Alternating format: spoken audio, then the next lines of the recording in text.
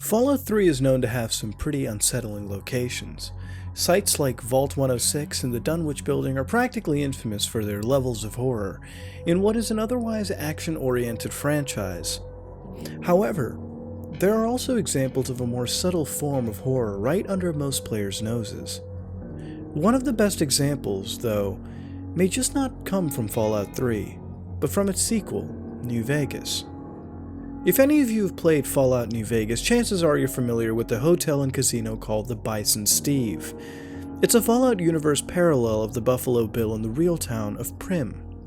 Early in the story, you are expected to go into the Bison Steve and rescue a hostage from a gang of escaped criminals who have turned the building into their own hideout.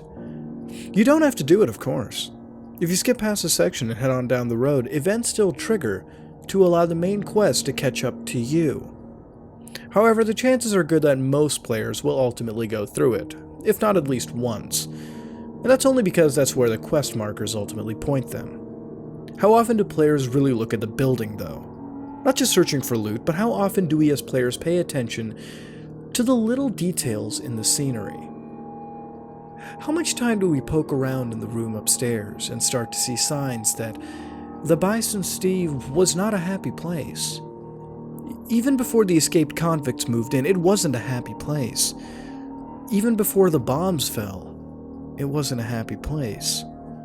Most players will find the ransom note, of course. It's on a holotape, making it an obvious collectible, and hard to miss. Look around for a bit, though, and see what else you can see. Did you find the skeleton on the ground near a desk? A discarded gun on the floor? And a trail of old blood leading away from the head? Did you notice the other skeleton lying in the blood-soaked mattress in the same room? Why do you suppose they're like that? Is it remains of a centuries-old murder-suicide? What about the skeleton in the tub? You know, the one with the arm over the side? Did you notice that there's a bunch of chems, which in the Fallout universe is their drugs, and a switchblade lying next to that tub? It's almost as though the person that skeleton belongs to was taking something to dull their sense of pain. It then ultimately slit their wrists. And there are other places like this too, like a skeleton with a helmet along the side of one of New Vegas's lonely roads, the rusted wreckage of a motorcycle nearby, other signs of suicide too, if you know where to look, and if you're of a mind to be looking with such a vast and open world though, isn't it strange? So many bodies carefully laid out, the forensic evidence carefully laid out. It's been preserved for centuries in that world, just so you can see it.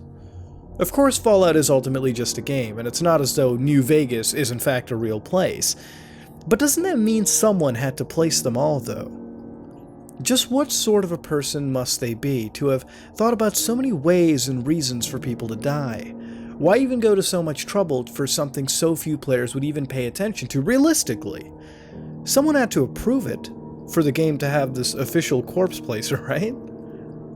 And just one last thing, did you ever notice how the wreckage of Ringo's caravan, that one, and at the rated ranger station, it's only the female characters' bodies that have been stripped of all their items? Food for thought.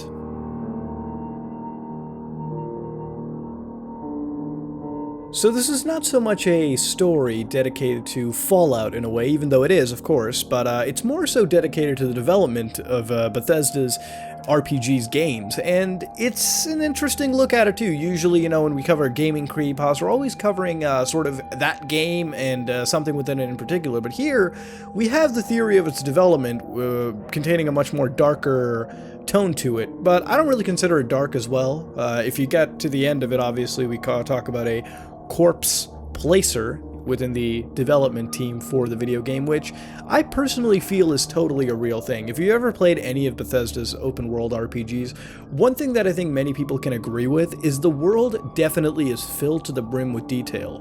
It might not be large like open world games such as Grand Theft Auto 5, which in its own way is detailed for its own extent, one of the most detailed open worlds that I've personally seen. Combine that with Red Dead Redemption or, you know, other free roam games. I usually don't put games like Watch Dogs or most Ubisoft games, just because I feel like most other game developers who are taking the open world route, even games like Metal Gear Solid 5, they don't really have the detail to bring their world to life. And that's a very key cornerstone. If you're playing any open world video game, having the world feel lively by giving it some sort of feel aside from you is very important.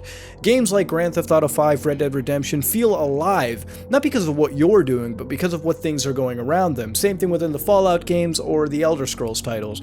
A lot of people may have their certain favorites for Fallout games. My personal favorites in the Fallout universe are either 3 or New Vegas. Didn't really enjoy 4 all that much, but I will definitely say that that world is, again, very, very, very detailed.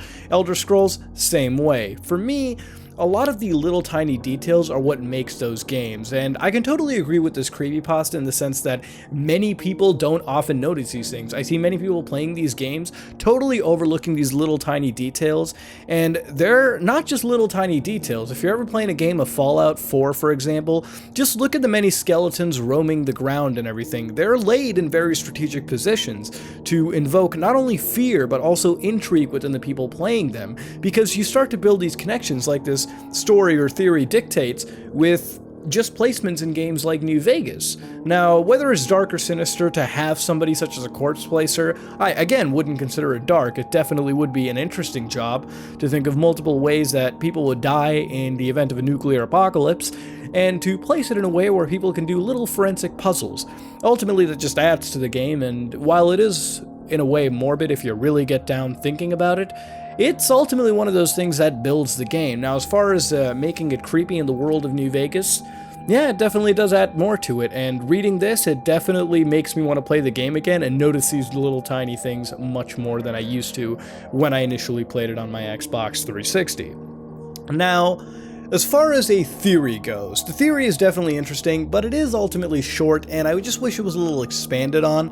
And if you're going to introduce a game like New Vegas, I really wish we had more concrete examples, more definitions, more descriptions, and definitely a thing that holds the theory together. For me, a theory pasta typically has a giant central point to it, you know, something that, while you're not really seeing, ultimately it is the mold that holds the theory together. If you don't know what I mean, let's say we have Vermilion City Construction Project. Ultimately, it is a theory, but there is a whole story about that theory. Here we have a theory about placement in video games, and it's interesting seeing how they tie it into the entire development staff of the game and how there is a darker side to it.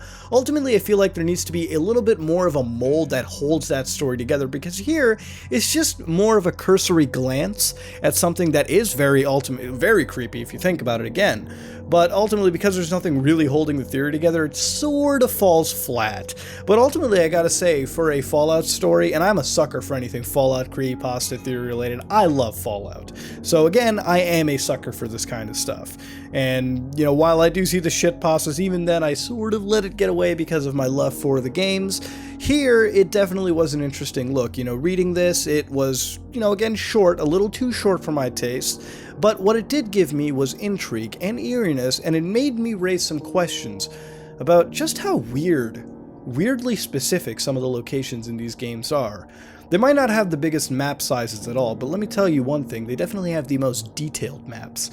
And next time you fire up a game of Fallout 3 or Fallout New Vegas, Fallout 4, hell, even the first 2 Fallout games, maybe Brotherhood of Steel, definitely keep an eye out for some of these things. It definitely raises some questions. Even the last sentence of this raised some questions about a certain location in the game. Is the universe of Fallout a little darker than we thought? I mean, we knew it was dark, but I think it could go a little far beyond than what we already know. Let me know what you think about it, and definitely for this one, I don't want you to hear what you would change and what you would rate to make it better. I want to hear your experiences in the Fallout universe. And please let me know in the comments section below similar locations within any game, really, that resemble the creepiness that this game exhibits, or this theory really points out. Let me know what you think about it. Let me know what you let me know what you find or have found. Share your experiences. Many creepypastas below. This has been another episode of Haunted Gaming, part of Creepypastas. If you like what you saw, please like, comment, and subscribe. Just like if you dislike it. This is me, Mudahar, and I am out.